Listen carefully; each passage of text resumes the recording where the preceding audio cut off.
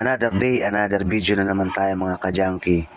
Para sa mga junk shop owner na baguhang katulad ko kapag may nagtimbang sa inyo ng ganito, bawasan natin kasi meron pa sa mga pom, babaklasin pa, siyempre labor pa nun. Kapag hindi natin binaklas yun, talo na tayo. At sa mga nakaka-encounter ng ganitong tanso, nakala mo pula, yan po ay hindi pula, yan po ay tansong dilaw. Kaya titingnan na mabuti kasi pag nabayaran nyo po ng tansong pula yan, talo na po kayo kaagad yan. Kukuskusin nyo na lang sana ng kutsilyo kung hindi pa kayo sigurado at hindi pa kayo sanay mag-check ng mga ganyang klase ng tanso. At nung pasarado na nga ang ating junk shop, may humabol pa. Siyempre, tutulungan natin yan dahil regular customer natin yan, si Kuya Nards. At yun, siyempre, pinatawag ko si Bogart para isako ang kanyang bote. At kasi siya ay magbabaklas daw ng tansong nabili niya. Nabili niya sa halagang 250 kasama yung battery.